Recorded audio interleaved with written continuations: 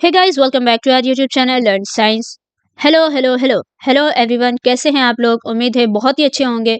तो आज हम लोग पढ़ने वाले हैं क्लास 9th एलिवेट बैच का लेक्चर नंबर 4, जिसमें आज हम लोग पढ़ेंगे केमिस्ट्री का chapter number 1 matter in our surroundings का लेक्चर नंबर 4।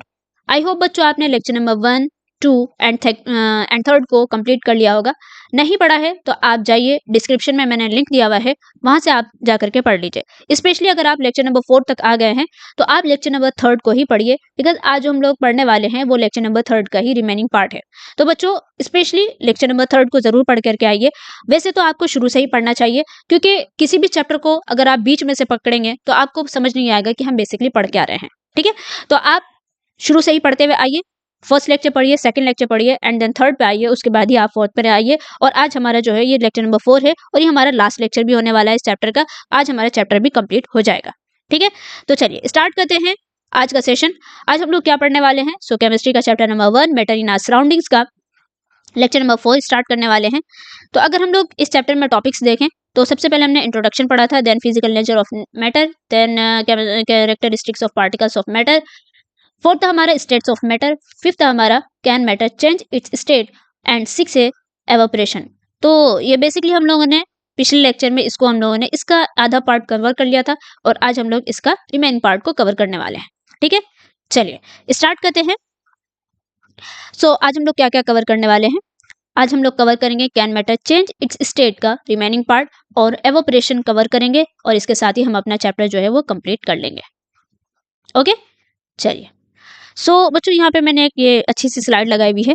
ये बेसिकली आपको कुछ टर्म्स को आपको ध्यान में रखने के लिए लगाई हैं, ताकि जो इस चूंकि अगर आप देखें तो ये जो मैं आपको लेक्चर नंबर 3 और 4 पढ़ा रही हूँ, ये इस चैप्टर का मेन कोर है। यानी कि एग्जाम में ज्यादातर इसी जगह से ही क्वेश्चंस फ्रेम होते हैं। इसी वजह से मैंने जो जितने भी इसमें टर्म्स दिए हुए हैं, मैं उनको बहुत ही ज़्यादा डिटेल में और बहुत अच्छे से आपको पढ़ाने की कोशिश कर रही हूँ, ताकि आपके जहन में एक एक टर्म, एक एक पॉइंट, एक एक कंसेप्ट जो है वो बिल्कुल क्लियर हो जाए।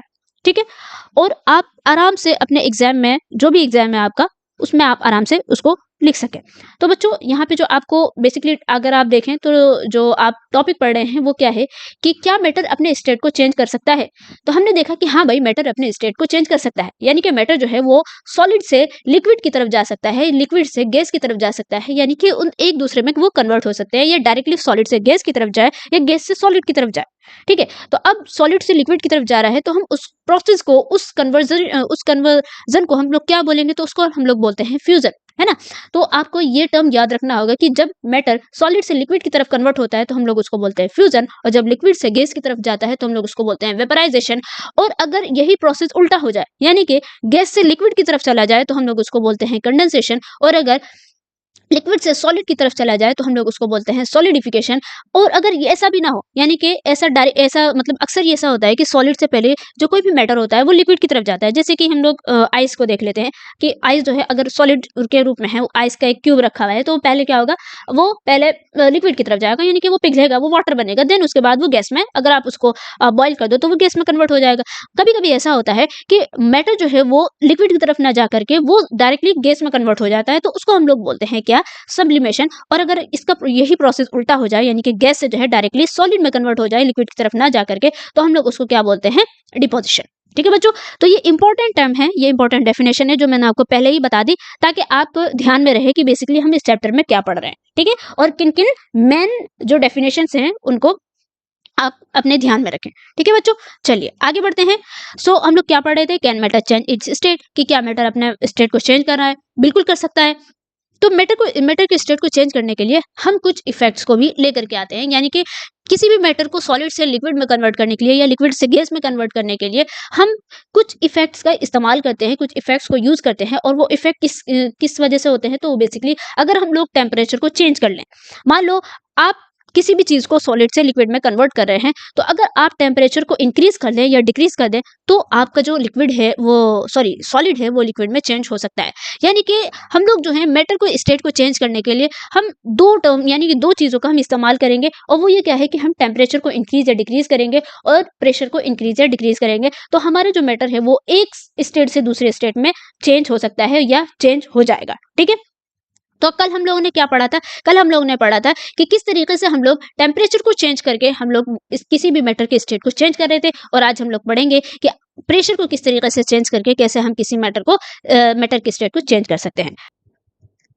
तो बच्चों, जो हम लोगों ने कल पढ़ा था उसको हम लोग थोड़ा सा रिवाइज कर लेते हैं। इंपॉर्टेंट भी है इसका रिवाइज करना, क्योंकि इसमें कुछ इंपॉर्टेंट टर्म्स आए थे जिनका कि आपको याद रखना बहुत जरूरी है। जैसे कि हमने पहले क्या पढ़ा था कि हम लोग मैटर के स्टेट को चेंज कर रहे थे कैसे, टेम्परेचर को चेंज करके।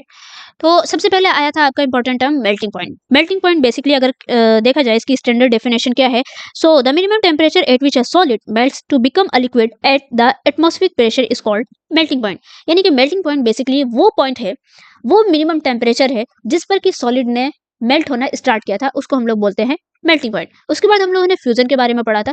फ्यूजन क्या है? ये एक प्रोसेस है, यानी कि मेल्टिंग पॉइंट एक पॉइंट है और फ्यूजन ये प्रोसेस है जिसमें कि सॉलिड मेल्ट हो रहा है किसमें? लिक्विड में। जब सॉलिड लिक्विड में मेल्ट होता है, एक पूरा प्रोसेस होता है, इसी प्रोसेस को हम लोग क्या बोलते हैं? फ्यूजन। इसकी स्टैंडर्ड डेफिनेशन देखें according to your book, the process of melting that is change of solid into liquid state is known as fusion. ठीक है, तो ये एक प्रोसेस है, ये एक पॉइंट है। इसका जो बेसिक डिफरेंस है बहुत डिटेल में मैंने पिछले लेक्चर में बता दिया है, आप जाइए जा करके उसको पढ़ लीजिए। ठीक है, क्योंकि बच्चों को अक्सर इसमें कंफ्यूजन होती है। उसके बाद हम लोगों ने पढ़ा था लेटेंट हीट ऑफ फ्यूजन, यानी कि फ्यूजन के बीच में, यानी फ्यूजन बेसिकली जो हो रहा था उसमें जो लेटेंट हीट थी उसके बारे में हम लोगों ने पढ़ा था। सो इसकी अगर स्टैंडर्ड डेफिनेशन देखें, so the amount of heat energy that is required to change 1 kg of a solid into liquid at atmospheric pressure। important atmospheric pressure में शुरू से आपको ये आप रिमाइंड करती हुई आ रही हूँ कि यहाँ पे हम जितने भी काम कर रहे हैं वो एटमॉस्फेरिक प्रेशर पे कर रहे हैं, हम प्रेशर चेंज नहीं कर रहे हैं। आज हम लोग प्रेशर को चेंज करेंगे तो हम देखेंगे कि सॉलिड मतलब मैटर जो है वो कैसे चेंज हो रहा है। सो लेटेंट हीट ऑफ फ्यूजन है, इसकी स्टैंडर्ड डेफिनेशन मैंने आपको बता दी कि 1 केजी जो सॉलिड है उसको चेंज करने में, इसको लिक्विड में चेंज करने में कितने amount of energy, heat energy की रिक्वायरमेंट है, इसको हम लोग बोलते हैं latent heat of fusion. Then हम लोगों ने बॉइलिंग पॉइंट पढ़ा था कि बेसिकली बॉइलिंग पॉइंट किसको बोलते हैं? सो the minimum temperature in which a liquid starts boiling यानी बॉयल करना स्टार्ट ही करे तो उसको हम लोग बोलते हैं, उस पॉइंट को बोलते हैं बॉइलिंग पॉइंट। और ये भी आपका 1 एटीएम यानी कि एटमॉस्फेरिक प्रेशर पे ही होना चाहिए। उसके बाद हम लोगों ने पढ़ा था लेटेंट हीट ऑफ वेपराइजेशन। ये आपकी बुक में तो नहीं है लेकिन इसके बारे में थोड़ा सा दिया हुआ है कि basically the amount of heat energy that is required to change 1 kg of liquid into gas, यानी कि 1 kg लिक्विड को गैस में कन्वर्ट करने के लिए कितने अमाउंट ऑफ हीट एनर्जी चाहिए at atmospheric pressure is called latent heat of vaporization. Then हम लोगों ने पढ़ा था सब्लिमेशन एंड डिपोजिशन। सब्लिमेशन अभी मैंने आपको पीछे भी बता दिया है कि जब हम लोग डायरेक्टली सॉलिड स्टेट से गैसेज स्टेट में जब कोई मैटर चेंज होता है तो उसको हम लोग सब्लिमेशन बोलते हैं। ये प्रोसेस बिल्कुल उल्टा हो जाए, यानी कि गैस स्टेट से बिना लिक्विड स्टेट में जाए हुए डायरेक्टली वो सॉलिड स्टेट में चला जाए तो उसको हम लोग बोलते हैं डिपोजिशन। ठीक है बच्चों, तो मैंने बहुत तेजी में इसको रिवाइज करा दिया है, इंपॉर्टेंट था इस वजह से मैंने इसको रिवाइज करा दिया है। और अगर आपको इसको डिटेल में पढ़ना है तो पीछे जाइए और लेक्चर नंबर 3 देखिए और उसमें आप जो है डिटेल में पढ़ पाएंगे। चलिए आगे चलते हैं। आज हम लोग जो पढ़ने वाले हैं वो बेसिकली क्या पढ़ने वाले हैं कि आज हम लोग पढ़ेंगे कि मैटर के स्टेट को हम चेंज कर सकते हैं कैसे, प्रेशर को चेंज करके। ठीक है, आज हम लोग प्रेशर को चेंज करेंगे, प्रेशर को ज़्यादा करेंगे, प्रेशर को कम करेंगे और उसके बाद देखेंगे कि क्या मैटर के स्टेट में चेंज हो रहा है, क्या मैटर जो है वो कोई भी मैटर मान लो सॉलिड से लिक्विड में जा रहा है या लिक्विड से गैस में जा रहा है या डायरेक्टली सॉलिड से वो गैस में चला जा रहा है या गैस जो है वो सॉलिड में कन्वर्ट हो रही है। तो क्या प्रेशर को चेंज करके यानी कि हम प्रेशर को ज़्यादा कर दें या प्रेशर को कम कर दें, क्या हम ऐसा कर सकते हैं? तो बच्चों, जब जैसे ही प्रेशर की बात आती है तो यहाँ पे हमें थोड़ा सा गैसेस टर्म्स के बारे में जान लेना जरूरी है कि गैसेस की क्या क्या प्रॉपर्टी होती है। तो अगर हम लोग गैसेस की प्रॉपर्टी देखें, हमने उन्हें ये भी पढ़ा था कि गैस के जो मॉलिक्यूल्स होते हैं वो बहुत दूर दूर होते हैं, है ना भाई। हम मैटर की स्टेट को जो हम लोग देख रहे थे कि मैटर 3 स्टेट में पाया जाता है, किस बेस में हम लोग देख रहे थे कि उसके जो पार्टिकल्स हैं वो कितने दूर हैं कितने पास हैं। हमने देखा कि सॉलिड स्टेट में मैटर के जो पार्टिकल्स होते हैं वो बहुत ज्यादा क्लोज होते हैं, इसी वजह से हमने उनको सॉलिड बोला। लिक्विड में थोड़े से दूर होते हैं और जो गैस होता है उसमें तो बहुत ही दूर होते हैं। तो इस तरीके से हम लोगों ने देखा, इसी बेस पे ही हमने मैटर के जो है स्टेट को मैटर को अलग अलग स्टेट में डिफाइन किया। तो गैस का अगर हम लोग देखें तो गैस के जो इंटरमोलिकुलर जो स्पेस होता है वो गैसेस में बहुत ज्यादा होता है। गैस के जो पार्टिकल्स होते हैं वो बहुत ज्यादा, हमें पता भी है कि गैस के जो पार्टिकल्स होते हैं वो बहुत दूर दूर होते हैं compare to solid and liquid, और जो उनके बीच में फोर्स ऑफ अट्रैक्शन होता है वो बहुत ही कम होता है compare to solid and liquid. ठीक है, तो ये कुछ गैस की प्रॉपर्टी आपको बताई, क्योंकि इसी से ही आगे हम लोग कुछ जो टॉपिक्स हैं उसको हम लोग रिलेट करेंगे और हम लोग इसके जो आज हम लोग पढ़ने वाले हैं एवोपरेशन या अप्लाइंग प्रेशर, यानी कि प्रेशर को अप्लाई करके कैसे हम लोग जो है मैटर के स्टेट को चेंज कर सकते हैं, इसी के बारे में हम लोग पढ़ेंगे।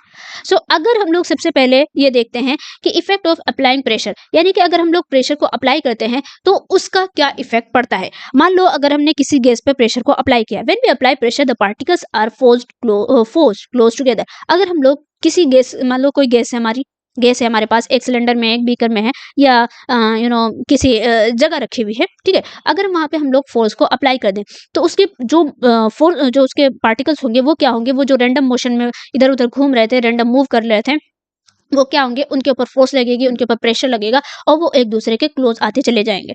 द इंटरमोलिकुलर डिस्टेंसेस डिक्रीजेस, तो उनके बीच का जो इंटरमोलिकुलर डिस्टेंस होगा वो भी डिक्रीज हो जाएगा, ये तो आपको पता ही है।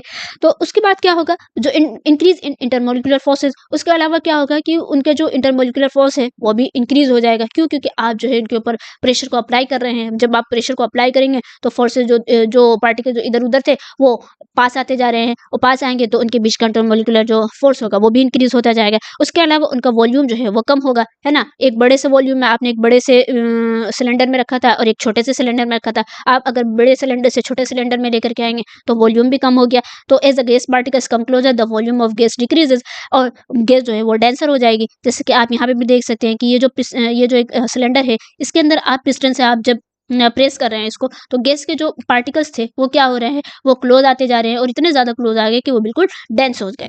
ठीक है, तो ये चीज बताई जा रही है कि अगर आप प्रेशर को अप्लाई कर रहे हैं तो क्या क्या इफेक्ट होने वाला है। उसके बाद क्या होगा, जब आप बहुत ज्यादा प्रेशर को अप्लाई करेंगे, बहुत ज्यादा, इवन इतना ज्यादा आपने प्रेशर को अप्लाई कर दिया, तो एक टाइम के बाद क्या होगा, वो जो है अपने स्टेट ही को चेंज कर डालेगा, यानी गैस जो है वो लिक्विड में कन्वर्ट हो जाएगी।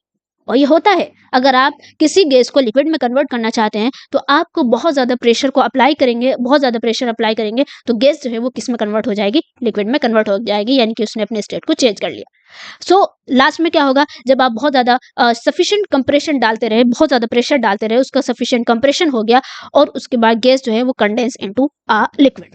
ठीक है बच्चों, इसका एग्जांपल, सबसे बेहतरीन एग्जांपल, आपके घर में जो गैस सिलेंडर रखा हुआ है उसमें जो एलपीजी गैस है वो क्या है, वो लिक्विफाइड है, यानी कि जो गैस थी उसको क्या किया, उसको कंप्रेस करके एक सिलेंडर में, उसको एक छोटे से सिलेंडर में उसको ले जा करके डाल दिया, तो वो क्या हो गई, वो वहां पे लिक्विड स्टेट में चली गई। इसी वजह से हम लोग कहते हैं कि इसके अंदर एलपीजी है, यानी कि लिक्विफाइड पेट्रोलियम गैस है। ठीक है, और इसी तरीके से सीएनजी जो होती है, कंप्रेस्ड नेचुरल गैस, जो कि व्हीकल्स में यूज होती है, उसमें भी यही प्रोसेस होता है कि गैस के मॉलिक्यूल को कंप्रेस करके हम लिक्विड स्टेट में कन्वर्ट कर देते हैं, और जब उनको वापस से उनको उतना ही स्पेस मिलता है, मान लो वो जब वापस से एटमॉस्फेयर में आते हैं तो वो गैस में कन्वर्ट हो जाते हैं। Real life example, LPG cylinder में the gas is stored under high pressure so it remains into liquid state. वहाँ पे बहुत ही ज्यादा प्रेशर में होता है, बहुत ही ज्यादा हाई प्रेशर में हम उसको रखते हैं।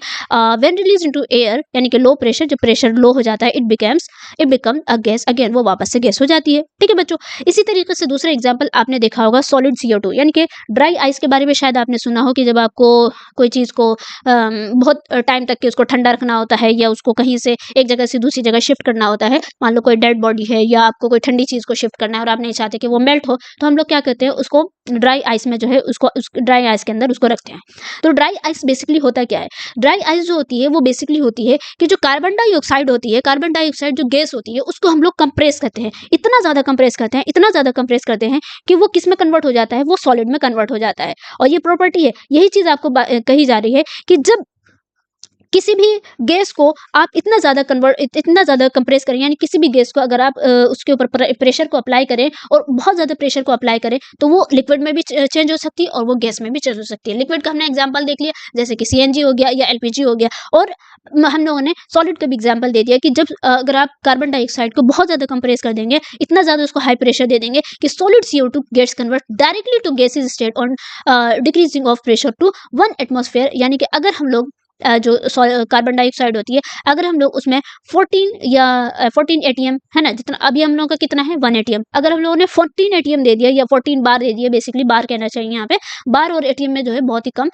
डिफरेंस होता है, इतना अगर हम लोग प्रेशर दे देते हैं तो वो क्या होगा, वो डायरेक्टली क्या होगी, लिक्विड में स्टेट में आने के बजाय वो डायरेक्टली जो है वो सॉलिड स्टेट में चले जाएगी। This is the reason that solid carbon dioxide is also known as dry ice. ठीक है बच्चों, एक मिनट, ये बहुत ज्यादा हो रहा है तो अब इसका ये कम कर देते हैं। यस, उसको हम लोग क्या बोलते हैं, ड्राई आइस। ठीक है। तो बच्चों आपको आई होप समझ में आ गया होगा कि अगर हम लोग प्रेशर को अप्लाई करते हैं, यानी कि हम लोग प्रेशर अप्लाई करके भी अपने स्टेट को चेंज कर सकते हैं। ठीक है। सो कंक्लूजन क्या लिखना कि applying pressure decreases the space between gas particles, increases the force of attraction and can change a gas into a liquid और सॉलिड।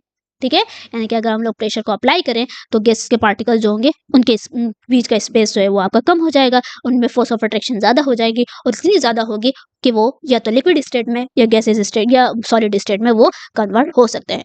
ठीक है बच्चों, तो चलिए आई होप आपको समझ में आ गया होगा। आगे चलते हैं।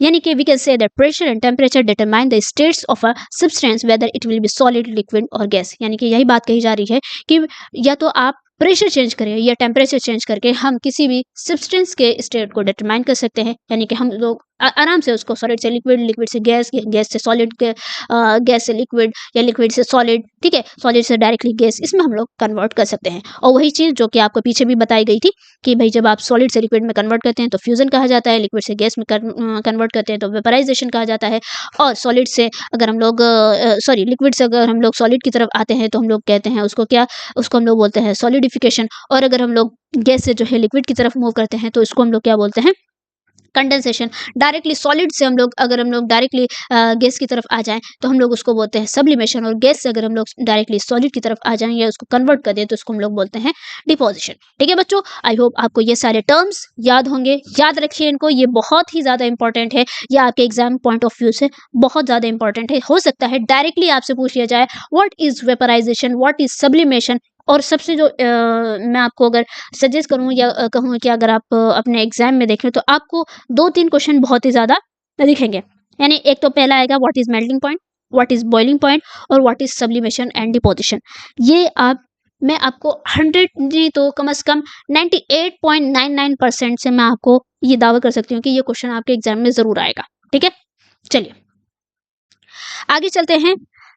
अब यहाँ पे ये बात कही गई है, अभी तक हम लोग क्या पढ़ रहे थे? आज हम लोग पढ़ रहे थे कि भाई हम लोग किसी भी मैटर की स्टेट को चेंज कर सकते हैं बाय अप्लाइंग प्रेशर या by the change of temperature. यानी कि अगर हम लोग टेम्परेचर को चेंज करें तो हम किसी मैटर की स्टेट को चेंज कर सकते हैं, या अगर हम लोग प्रेशर को अप्लाई करें तो भी हम मैटर की स्टेट को चेंज कर सकते हैं। अब बाज़ दफ़ा क्या होता है, ना तो हम प्रेशर को चेंज करते हैं ना ही हम लोग टेम्परेचर को चेंज करते हैं, फिर भी हमारा जो है वो एक स्टेट से, यानी कि कोई भी मैटर वो एक स्टेट से दूसरे स्टेट में चला जाता है। आप ये कहेंगे मैम ऐसा कैसे हुआ? तो अगर आप अपनी डेली लाइफ में देखें तो आप क्या करते हैं, जब जब आप कपड़े धुलते हैं और कपड़ों को आपने क्या किया, ले जा करके जो है फैला दिया। एक टाइम के बाद क्या हुआ, वो कपड़े जो है वो सूख गए, यानी कि उसके अंदर तो पानी था, और पानी कहाँ गया, पानी एटमॉस्फेयर में चला गया। ना आपने वहाँ पे टेम्परेचर को चेंज किया, ना आपने जो है प्रेशर को चेंज किया। इसी तरीके से आप एक बीकर में जो है एक बीकर में पानी लीजिए, एक बर्तन में पानी लीजिए और उसको रूम टेम्परेचर पे छोड़ दीजिए। 2-3 दिन के बाद आप देखेंगे वो पानी जो है वो गायब हो जाएगा। वहाँ पे ना आपने टेम्परेचर को चेंज किया था, टेम्परेचर जो था वो आपका कैसा था, रूम टेम्परेचर था। ना ही आपने वहाँ पे प्रेशर इंक्रीज किया था, प्रेशर आपका नॉर्मल एटमॉस्फेरिक प्रेशर था, फिर भी वो पानी गायब हो गया। कैसे गायब हो गया? तो बच्चों यहाँ पे यही बात कही जा रही है कि हर वक्त ज़रूरी नहीं है कि हम स्टेट को चेंज करने के लिए प्रेशर को ही अप्लाई करें या हम लोग टेम्परेचर को ही चेंज करें। वो कुछ स्पेशल कंडीशन होती है जिसमें कि हमको कन्वर्ट करना होता है कि जब हम मान लो कि टेम्परेचर को मान लो नहीं, बेसिकली टेम्परेचर को जब चेंज करेंगे तो ये इस स्टेट से दूसरे स्टेट में कन्वर्ट हो जाएगा। या कन्वर्ट करने के लिए हमको स्पेशली टेम्परेचर को चेंज करना पड़ता है या प्रेशर को चेंज करना पड़ता है, तो हमें एक पर्टिकुलर चीज़ मिलती है। लेकिन हर वक्त ऐसा नहीं होता, हर जगह ऐसा नहीं होता। कभी कभी हम लोग ना टेम्परेचर को चेंज करते हैं ना प्रेशर को अप्लाई करते हैं, बल्कि स्टेट जो है वो खुद ब खुद चेंज हो जाता है। ठीक है, सो ये एग्जांपल दिया हुआ है, वाटर लेफ्ट अनकवर्ड और wet clothes dry up both change from liquid to vapour without boiling. ना तो हमने बॉईल किया उसको, फिर भी वो जो है खामोशी से वो क्या हो गया, वो लिक्विड स्टेट से वेपर स्टेट में चला गया, वो गायब हो गया। तो यही चीज कही जा रही है कि changes of state does not always require heating और चेंज इन प्रेशर। अब आपको ये बात समझाने की कोशिश की जा रही है कि ऐसा क्यों हुआ। तो बच्चों ऐसा इस वजह से होता है कि आपको पता है कि जो मैटर के पार्टिकल्स होते हैं वो क्या करते हैं, वो हमेशा मूव करते रहते हैं। आप कहेंगे मैम ये तो आप गलत बात कह रही हैं, क्यों? क्योंकि हमने तो सॉलिड स्टेट में कभी मैटर के पार्टिकल्स को मूव करते हुए नहीं देखा। तो बच्चों आप भले अपनी आंखों से, अपनी नेकेड आई से नहीं देख पा रहे हैं, लेकिन चाहे कोई भी मैटर के पार्टिकल हो, चाहे वो सॉलिड स्टेट में हो, चाहे वो लिक्विड स्टेट में हो, चाहे वो गैसेज स्टेट में हो। लिक्विड और गैसेज स्टेट में तो थोड़ा समझ में आता है कि हाँ उसके पार्टिकल्स मूव कर रहे होंगे, लेकिन सॉलिड स्टेट में भी उसके पार्टिकल्स मूव करते रहते हैं। भले वो अपनी पोजीशन को चेंज ना करें, लेकिन वो अपनी जगह वाइब्रेट करते हैं। वो वाइब्रेट, उनके अंदर वाइब्रेट करने की क्षमता होती है, वो वाइब्रेट करते रहते हैं। तो बच्चों, अगर हम लोग गैसेस स्टेट की बात करें या लिक्विड स्टेट की बात करें, तो उसके पार्टिकल्स तो हमेशा मूव करते रहते हैं। उसके पार्टिकल्स तो आपको मतलब दिखेगा नहीं, लेकिन आप अंदाजा तो लगा सकते हैं ना। गैसेस में तो आप कंप्लीटली कह भी सकते हैं कि हाँ भाई, उसके पार्टिकल्स तो मूव करते ही करते हैं। लिक्विड स्टेट के जो कोई भी चीज होती है, उसके जो पार्टिकल्स होते हैं वो भी मूव करते हैं। In liquid some surface particles have higher kinetic energy. मान लो आपने एक बीकर लिया, ठीक है, और इस बीकर में जो है आपने पानी रखा, ठीक है। ये एक बीकर है जिसमें आपने क्या रखा था, वाटर को रखा था। तो जो इसके जो सरफेस के पार्टिकल्स होते हैं, ये हो गया आपका सरफेस पार्टिकल्स। ये सरफेस के जो पार्टिकल्स होते हैं वो किसके कांटेक्ट में हैं, वो एटमॉस्फेयर के कांटेक्ट में है कि नहीं है।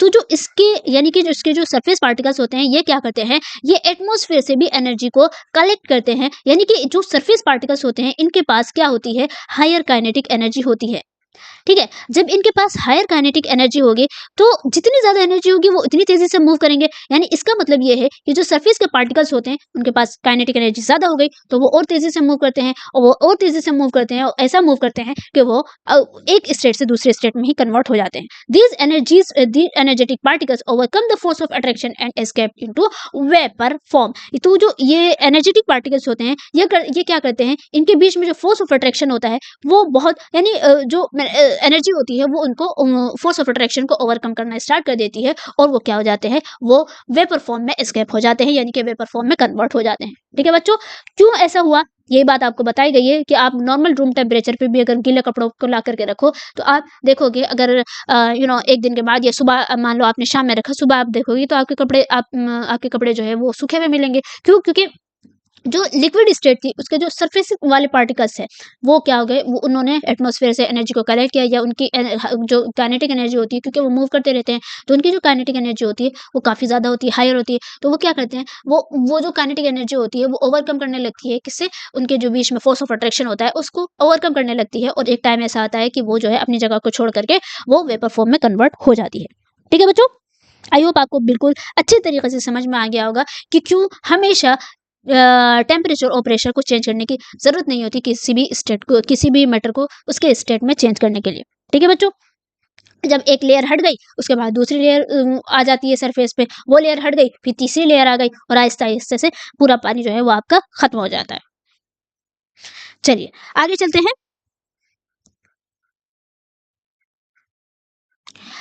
यहीं से एक टर्म आता है जिसे हम लोग बोलते हैं एवोपरेशन। एवोपरेशन में भी यही प्रोसेस होता है। पहले हम लोग इसकी डेफिनेशन देख लेते हैं। एवोपरेशन ऐसा फेनोमेना है, is a phenomena of change of a liquid into vapours at any temperature below its boiling point. यानी कि एवोपरेशन, यही चीज एवोपरेशन कहलाती है कि जब हमने बिना बॉयल किए किसी भी चीज को, लिक्विड यानी कि किसी भी स्टेट को, किसी भी मैटर के स्टेट को एक स्टेट से दूसरे स्टेट में चेंज कर लिया, उसी को ही हम लोग बोलते हैं एवोपरेशन। यानी कि बेसिकली जब हम लोग लिक्विड को वेपर में चेंज करते हैं eight any temperature below its boiling point, यानी हमने उसको बॉयल नहीं किया और उससे पहले ही वो लिक्विड से वेपर स्टेट में कन्वर्ट हो गया, उसी को हम लोग क्या बोलते हैं, एवोपरेशन। ठीक है, चलिए अब एवोपरेशन के बारे में आपको समझ में आ गया कि बेसिकली एवोपरेशन होता क्या है। अब कुछ इफेक्ट्स होते हैं, कुछ फैक्टर्स होते हैं जो कि एवोपरेशन को इफेक्ट करते हैं। यानी कि अगर आप लिक्विड स्टेट को वेपर स्टेट में कन्वर्ट करना चाह रहे हैं, बिना उसको बॉयल किए, बिना टेम्परेचर अप्लाई किए, बिना टेम्परेचर को चेंज किए, या बिना प्रेशर को चेंज किए, तो उसको हम लोग क्या बोल रहे हैं, उसको हम लोग एवोपरेशन बोल रहे हैं। लेकिन एवोपरेशन भी जो है कुछ फैक्टर्स पर डिपेंड करता है। सबसे पहली बात यह है कि अगर आप सरफेस एरिया को इंक्रीज कर दें तो एवोपरेशन उतनी ही तेजी से होगा। आप क्या कहा जा रहा है कि you must have observe that the rate of evaporation increases with increase of surface area. मान लो एक बीकर है, ठीक है, एक इतना बड़ा वाला बीकर है, उसमें आपने थोड़ा सा पानी रखा और आपने एक टेस्ट ट्यूब में पानी रखा। तो बच्चों, अगर आप इनको रूम टेम्परेचर पे थोड़ी देर के लिए रख दोगे, थोड़ी देर के लिए नहीं, बेसिकली आपको इस एक्टिविटी को करने के लिए एटलीस्ट इनको जो है 1-2 दिन के लिए रखना होगा। तो आप 2 दिन के बाद, 3 दिन के बाद आकर के देखोगे, या मान लो 1-2 दिन के बाद आप जाकर के देखोगे, तो जो बीकर का पानी है वो आपको वो कम दिखेगा, लेकिन जो इसका पानी है वो आपको कम दिखेगा। यानी कि इसके अंदर जो टेस्ट ट्यूब में जो पानी है, उसका जो पानी है वो आपको थोड़ा कम दिखेगा, लेकिन उतना कम नहीं दिखेगा जितना कि बीकर का दिखेगा। क्यों? क्योंकि आप जितना ज़्यादा सरफेस एरिया, जितना ज़्यादा इसका सरफेस एरिया आप इंक्रीज करते जाओगे, उतना ज़्यादा वो एटमॉस्फेयर के कॉन्टैक्ट में आएगा, उतनी ज़्यादा उसके जो सरफेस के पार्टिकल्स हैं, उतनी ज़्यादा उसमें काइनेटिक एनर्जी होगी, यानी कि उतना ज़्यादा वो एनर्जी को अब्जॉर्ब करेगा और उतनी तेज़ी से ही वो एवापोरेट होगा। लेकिन इसमें जो सरफेस एरिया है वो कम है, तो वो आहिस्ता आहिस्ता होगा, यानी कि उसके सरफेस एरिया कम है तो वो एनर्जी को इतनी तेज़ी से जो है एब्जॉर्ब नहीं कर पा रहा है, उतनी तेज़ी से एवेपोरेट नहीं कर पा रहा है। तो यही बात कही जा रही है कि अगर सरफेस एरिया को आप इंक्रीज़ कर देते हैं तो एवेपोरेशन जो है वो क्या होगा, वो भी इंक्रीज़ हो जाएगा। ठीक है बच्चों? एक तो पहला ये फैक्टर हो गया कि अगर आप सरफेस एरिया को इंक्रीज करते हैं तो एवापोरेशन भी तेजी से होगा। दूसरा क्या है कि अगर आप टेम्परेचर को इंक्रीज करते हैं तो एवापोरेशन भी जो होगा वो क्या होगा, वो भी इंक्रीज हो जाएगा। ये सिंपल सी बात है, अगर आप टेम्परेचर को इंक्रीज करेंगे तो एवापोरेशन उतनी तेजी से होगा। अगर आपने टेम्परेचर को इंक्रीज कर दिया, आपने बजाय अपने कपड़ों को ले जा करके या बीकर को अपने रूम में रखने के बजाय आपने क्या कहते हैं उसको उस पर रख दिया, आपने गैस पर रख दिया या आपने ले जा करके धूप में रख दिया, टेम्परेचर आपने इंक्रीज कर दिया तो एवापोरेशन उतनी तेजी से होगा। More number of particles get enough kinetic energy to go into the vapour state. ठीक है, उसके बाद अगर आप ह्यूमिडिटी को डिक्रीज कर देते हैं, अगर आप ह्यूमिडिटी को डिक्रीज कर देते हैं तो भी एवापोरेशन जो होगा वो आपका क्या होगा, इंक्रीज होगा। ह्यूमिडिटी, मान लो आप रेनी सीजन में कपड़े को रख रहे हैं और आपने गर्मियों में रखा, दोनों को रूम टेम्परेचर पे रखा, तो आप देखेंगे गर्मियों में तो आपके कपड़े तेजी से सूख जाएंगे। क्यों? क्योंकि गर्मियों में ह्यूमिडिटी कम होती है और रेनी सीजन में ह्यूमिडिटी का मतलब यानी जो वेपर स्टेट में जो लिक्विड होता है वो एटमॉस्फेयर में कुछ वेपर स्टेट में लिक्विड मौजूद होता है, उसी को ही ह्यूमिडिटी बोलते हैं। तो अगर रेनी सीजन में आपने कपड़ों को रखा तो रेनी सीजन में कपड़े आपको जल्दी नहीं सूखेंगे, टाइम लगेगा उनको, सूखेंगे लेकिन उतनी तेजी से नहीं सूखेंगे। यानी कि अगर आप लोग ह्यूमिडिटी को डिक्रीज कर देते हैं तो भी एवेपोरेशन इंक्रीज होगा। ठीक है बच्चों, ये कुछ फैक्टर्स हैं।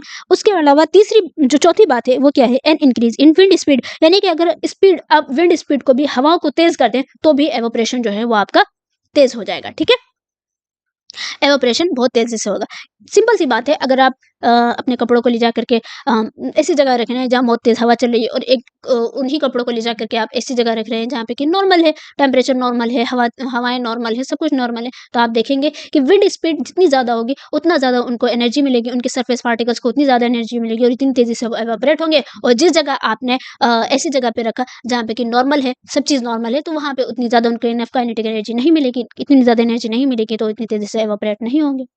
ठीक है बच्चों, तो आई होप आपको समझ में आ रहा होगा कि एवापोरेशन किसको बोलते हैं और उनको किन किन फैक्टर्स पे वो डिपेंड करते हैं। तो हम थोड़ा सा इनको जल्दी से समराइज कर लेते हैं। तो बेसिकली एवापोरेशन हमने किसको बोला, तो एवापोरेशन बोला कि जब जो है पार्टिकल्स वो जब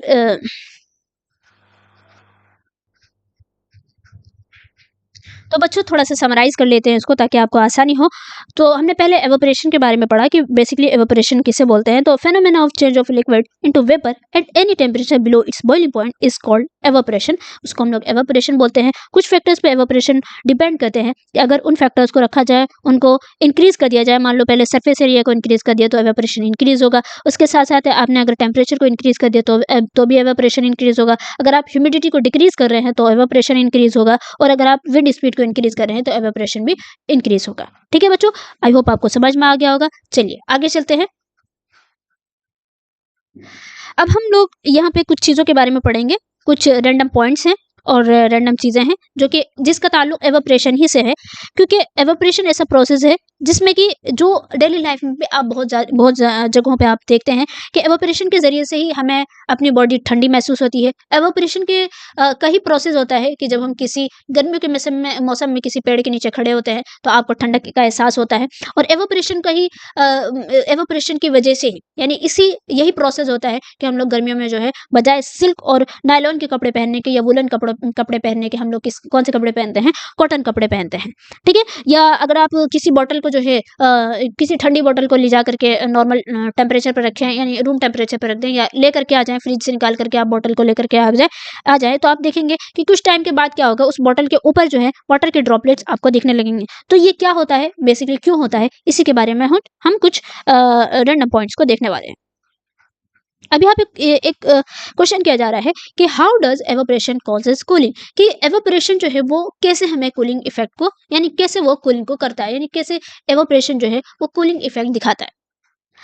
तो कुछ पॉइंट्स हैं यहाँ पे कि अगर आप in an open vessel liquids keep evaporating continuously, अगर आपने किसी ओपन वेसल को रखा, मान लो आपने कोई बीकर रखा या कोई क्या नाम उसका ओपन वेसल रखा, उसके अंदर पानी रखा, तो उसके अंदर के जो लिक्विड होते हैं वो कंटिन्यूअसली एवापोरेट करते रहते हैं। During evaporation liquid particles absorb energy from the surroundings, यही बात जो पीछे भी आपको बताई गई थी कि जब एवापोरेशन होता है तो बेसिकली होता क्यों है, क्योंकि उसके जो लिक्विड पार्टिकल्स होते हैं जो कि सरफेस होते हैं वो एटमॉस्फेयर से एनर्जी को एब्जॉर्ब करते रहते हैं, और एनर्जी को एब्जॉर्ब करते हैं तो उनकी जो काइनेटिक एनर्जी होती है वो क्या होती है, वो ओवरकम करना शुरू कर देती है, किसको, फोर्स ऑफ अट्रैक्शन को, वो एनर्जी ओवरकम करना शुरू कर देती है फोर्स ऑफ अट्रैक्शन को, और चेंज इनटू वेपर, और वो वेपर में चेंज हो जाती है। As a result the surrounding loss heat, यानी कि जो चूंकि उस जो सरफेस पार्टिकल्स थे, सरफेस के जो पार्टिकल्स थे, उन्होंने क्या किया, उन्होंने एटमॉस्फेयर से एनर्जी को एब्जॉर्ब कर लिया। यानी अब वहां पे कोई सी भी एनर्जी हो, मान लो हीट एनर्जी हो, कोई सी भी एनर्जी हो, उस एनर्जी को उसने एब्जॉर्ब कर लिया। जब उसने एनर्जी को एब्जॉर्ब कर लिया तो यहाँ की एनर्जी जो होगी वो क्या होगी, एटमॉस्फेयर की एनर्जी कम हो जाएगी। जब वो कम हो जाएगी, मान लो हीट एनर्जी को ही एब्जॉर्ब कर लिया, जब एनर्जी कम हो जाएगी तो वहां पे आपको क्या दिखेगा, वो चीज ना हो करके, यानी कि वो अपनी हीट को लॉस कर देगा, और उसके बाद क्या होगा, जो आपका सराउंडिंग होगा वो क्या होगा, वो कूल हो जाएगा।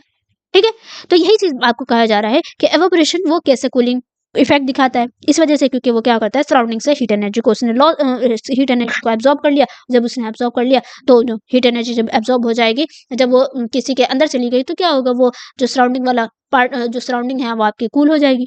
ठीक है,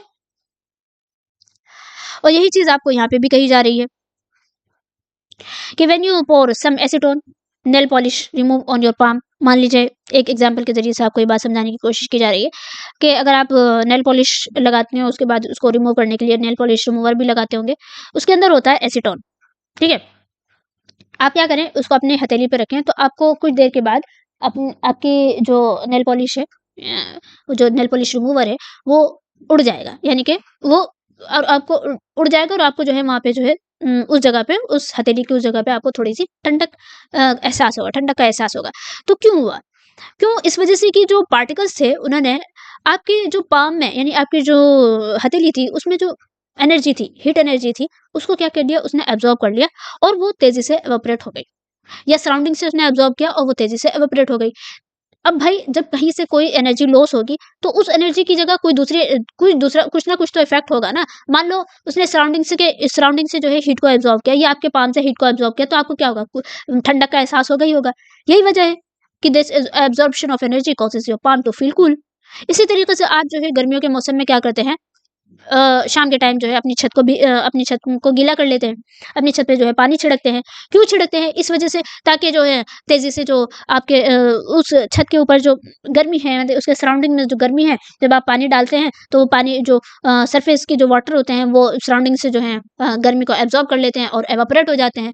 जैसे वो एवापोरेट होते हैं तो नीचे आपकी छत की ठंडक है वो कम हो जाएगी। इसी तरीके से जो छत के जो सरफेस के पार्टिकल्स हैं, उससे भी एनर्जी को वो खींच लेते हैं, और खींच करके वो जो ऊपर चले जाते हैं, तो आपकी छत जो है वो आपकी ठंडी हो जाती है।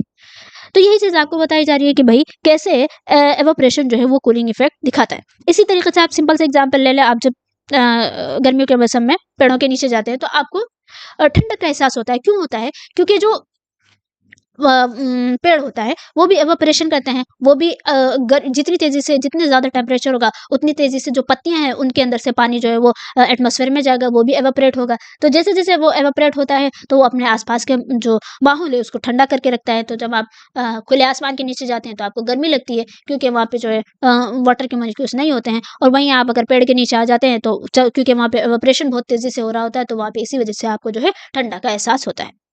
अब यहाँ पे एक और क्वेश्चन किया गया है कि क्यों आप जो है गर्मियों में कॉटन ही क्लॉथ्स पहनते हैं, क्यों आप नायलॉन के सिल्क के कपड़े नहीं पहनते हैं, या अगर आपने मान लो कहीं फंक्शन में जाने के लिए पहन भी लिया तो आपकी हालत खराब हो जाती है। तो बच्चों, गर्मियों में क्या होता है, गर्मियों में हमारी बॉडी क्या होती है, वो उसके अंदर से एक नेचुरल प्रोसेस होता है, यानी कि हमारी बॉडी जो है वो गर्मियों में पसीना बहाती है। यानी कि हम लोग जो है स्वेटिंग, यानी जिसको हम लोग पर्सपिरेशन भी बोलते हैं, ये करना स्टार्ट कर देती है। और स्वेट क्या होता है, वो लिक्विड होता है that comes out through our skin to help cool our body. और जो स्वेटिंग का प्रोसेस है बेसिकली ये बहुत ज़रूरी होता है। क्यों, क्योंकि जो आपकी बॉडी के अंदर जो हीट है, उस हीट को बाहर निकलना ज़रूरी है। और वो किसके ज़रिए से निकलती है, वो स्वेटिंग के ज़रिए से निकलती है। और जैसे ही वो स्वेटिंग जितनी तेज़ी से होगा, आप ये देखिए कि जब आपको जितनी तेज़ी से स्वेटिंग होती है, जितनी तेज़ी से पसीना आता है, उतना ही ज़्यादा आपको जो है उसका एहसास होता है, यानी कि आपको अच्छा लगता है। क्यों, क्योंकि आपके अंदर की जो बॉडी के जो हीट एनर्जी है वो कन्वर्ट हो रही है किसमें, लिक्विड में कन्वर्ट हो रही है, और वो लिक्विड जो है वो एवापोरेट हो जाता है हवा में, तो आपको उतना ज़्यादा अच्छा लगता है। When sweats evaporate changes into vapour, it takes heat from our body. और वो क्या करता है, जो एवापोरेट होता है तो वो क्या होता है, वो हमारी बॉडी से हीट को लेकर के जाता है। इसी वजह से हमें जो है ठंडक का एहसास होता है। ठीक है, अब हम लोग कॉटन कपड़े ही क्यों पहनते हैं? क्योंकि जो कॉटन कपड़े होते हैं वो बेसिकली उनके अंदर एब्जॉर्प्शन की करने की, यानी कि उनको एब्जॉर्ब करने की उनके अंदर क्षमता जो होती है वो बहुत ही ज़्यादा होती है, और वो क्या करते हैं, वो तेज़ी से हमारे स्वेट्स को एब्जॉर्ब करते हैं। अब मान आपने ऐसे कपड़े पहन लिए कि जो हमारे स्वेट को एब्जॉर्ब भी नहीं कर रहा है, स्वेट को वहीं, यानी पसीने को वहीं रहने दे रहे हैं उसी जगह, तो आपको और गर्मी होगी, यानी आपको और गर्मी लगेगी, क्योंकि वो जब आपके कपड़े को एब्जॉर्ब ही नहीं करेंगे तो वो उसको बाहर एवापोरेट कैसे करेंगे? आपने कॉटन कपड़े पहन लिए तो कॉटन कपड़े अपनी आपकी बॉडी ने जो है अपना नेचुरल प्रोसेस किया, यानी कि उसने जो है अपनी बॉडी से अपनी आपकी बॉडी से जो है गर्मी को हटाना चाहा। गर्मी हटाई उसने किसके ज़रिए से? स्वेट के ज़रिए से। और स्वेट जो पसीना है वो आपने ऊपर पहन रखा, सिल्क, ठीक है? सिल्क का कपड़ा पहन रखा है, और सिल्क का कपड़ा पहन रखा है, वो आपके जो पसीना है उसको एब्ज़ॉर्ब ही नहीं कर रहा है, वो वहीं रहने दे रहा है, तो आपको और गंदा लगेगा। अगर आपने कॉटन कपड़े पहन लिए तो उसने क्या कर लिया, आपके पसीने को एब्ज़ॉर्ब कर लिया और हवा में उसको एवापोरेट कर दिया। तो इसी वज़ह से हम लोग क्या करते हैं, गर्मियों में कॉटन कपड़े पहनते हैं। This helps our body lose heat faster, so we feel cool and comfortable even on hot days. ठीक है? बच्चों, आई होप आपको समझ में आ गया होगा। इन शॉर्ट अगर देखें तो cotton cloth absorb sweat and help it evaporate which cools our body during summer. ठीक है बच्चों? तो आई होप आपको समझ में आ गया होगा कि क्यों हम गर्मियों में कॉटन कपड़े पहनते हैं। तो बच्चों, हमारा चैप्टर कंप्लीट हो गया। अब कुछ इंपॉर्टेंट चीज़ें हैं जो कि पढ़ लीजिए, आपकी बुक में दिया हुआ है। कुछ मेजरेबल क्वांटिटीज़ है और उनके यूनिट्स हैं जो कि आपको याद रखनी पड़ेंगी, कि जैसे कि हम लोग टेम्परेचर को हम लोग किस में, एसआई यूनिट इसकी केल्विन है, और इसका सिंबल जो है वो आपका केल्विन है। ये आपके चैप्टर में भी दिया हुआ है, और बेसिकली इनको याद रखिएगा कि हम लोग टेम्परेचर को केल्विन में ही मेजर करते हैं, लेंथ को मीटर में करते हैं। हालांकि और भी यूनिट्स होती हैं, लेकिन एसआई यूनिट जो है बेसिकली वो मीटर है, जिसको हम लोग स्मॉल एम से लिखते हैं। और आप इसको कैपिटल एम मत लिख दीजिएगा, क्योंकि कैपिटल एम जो है वो फिर दूसरे कॉन्सेप्ट को, दूसरे पॉइंट को, या दूसरे इंपॉर्टेंट चीज़ को इंडिकेट करना शुरू कर देता है। मास जो है वो आपका किलोग्राम में, हम लोग उसके एसआई यूनिट किलोग्राम है, जिसको हम लोग केजी लिखते हैं। वेट न्यूटन में लिखा जाता है, जिसको हम लोग कैपिटल एन से इंडिकेट करते हैं, इसका सिंबल है। वॉल्यूम क्यूबिक मीटर में, यानी कि ये आपको स्मॉल एम उसके ऊपर जो 3 है, ये क्यूबिक मीटर इसको कहा जाता है। डेंसिटी को किलोग्राम पर क्यूबिक मीटर में, यानी कि केजी पर मीटर क्यूब कहा जाता है, इसका सिंबल है इसका। इसको इसमें मेजर किया जाता है। प्रेशर को पास्कल में किया जाता है, हालांकि प्रेशर का बार भी है, एटीएम भी है, लेकिन इसका जो एसआई यूनिट है, यानी कि जिसमें हम लोग मेजर करते हैं, वो बेसिकली पास्कल है, और पास्कल को पीए से डिनोट किया जाता है। ठीक है बच्चों? चलिए, अब यहाँ पे एक एक्टिविटी दी गई है जो कि आपकी बुक में भी दी हुई थी, और चूंकि ये बहुत ही ज़्यादा इंपॉर्टेंट है, हो सकता है आपके एग्जाम में भी आ जाए, इस वजह से मैंने इसको यहाँ पर लेकर के आई हूँ। तो देखिए, ABCD करके आपको यहाँ पे फिलअप करना है कि बेसिकली सॉलिड से जब लिक्विड में जाते हैं तो हम लोग यानी कि इसको क्या कहते हैं, हम लोगों ने अभी भी पढ़ा कि जब हम लोग सॉलिड से लिक्विड में जाते हैं तो उसको क्या बोलते हैं, फ्यूजन। ठीक है? ये आपको खुद बढ़ना चाहिए, मैं भर के दे रही हूँ ताकि आपको, जो बच्चे हैं लास्ट में आए हैं, उनको आसानी हो। इसी तरीके से गैस सॉलिड लिक्विड से जब गैस में जाते हैं तो उसको हम लोग क्या बोलते हैं, वेपराइजेशन। ये प्रोसेस हम लोग उल्टा कर दें, गैस से लिक्विड में गए तो क्या बोला जाता है, कंडेंसेशन। और लिक्विड से सॉलिड में गए तो हम लोग क्या बोलते हैं, सॉलिडिफिकेशन। लिख लीजिएगा बच्चों, आई होप आपको समझ में भी आ रहा होगा। थोड़ी सी गंदी सी हमारी राइटिंग आ रही है, लेकिन मैनेज कर लीजिएगा। और अगर आप लोग सॉलिड से डायरेक्टली गैस में आ गए तो उसको क्या बोलते हैं, इंपॉर्टेंट है, सब्लिमेशन।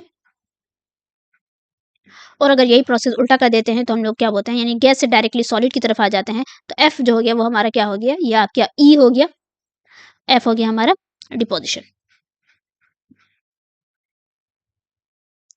ठीक है बच्चों, आई होप आपको समझ में आ गया होगा। आज हमारा हो गया चैप्टर कंप्लीट, और अब हमारा अगला चैप्टर होने वाला है basically is matter around us pure.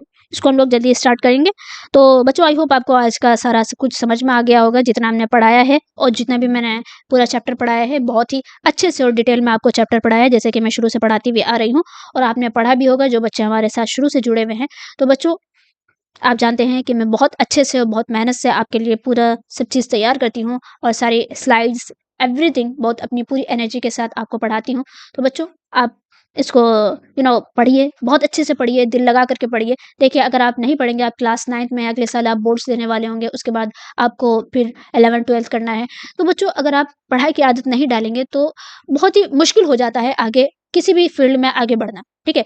तो चाहे आप कुछ भी करें, आप लाइफ में कुछ भी करें, लेकिन पढ़ाई जो है वो बहुत ही ज़्यादा इंपॉर्टेंट है। और खाली सिर्फ ये नहीं कि आप जो है सिर्फ डिग्री के लिए आप पढ़ रहे हैं, नहीं बच्चों, अच्छे से पढ़ेंगे तो वो पढ़ाई आपकी कहीं न कहीं आपको जो है, कहीं न कहीं नहीं बल्कि हर फील्ड में आपके लिए बहुत ही ज़्यादा कारगर साबित होती है। तो जब भी पढ़िए, कुछ भी चीज़ पढ़िए, दिल लगा कर के पढ़िए, मेहनत से पढ़िए, पढ़ना बहुत ज़रूरी है।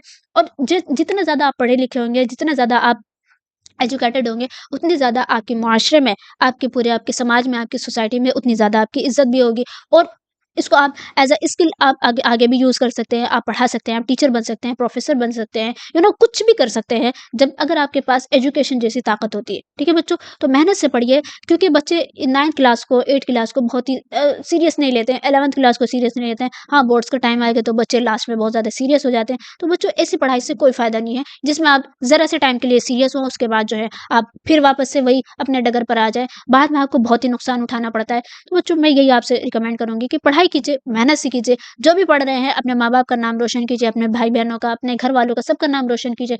इंशाल्लाह आपको ज़रूर कामयाबी मिलेगी। तो मिलते हैं बच्चों अगली क्लास में। अगर आप लोग नए हैं तो हमारे चैनल को सब्सक्राइब कीजिए, लाइक कीजिए, अपने दोस्तों के साथ छोटे-छोटे जो आपके फ्रेंड्स होंगे, सॉरी छोटे नहीं, आपके जो फ्रेंड्स होंगे आप उनसे भी शेयर कर सकते हैं। इसके अलावा जो आपके छोटे बहन-भाई हैं, आप उनको क्लास 7, 8 पढ़ा सकते हैं, खुद भी पढ़ सकते हैं। ठीक है बच्चों? तो मिलते हैं अगले चैप्टर में, तब तक के लिए पढ़ते रहिए। All the very best.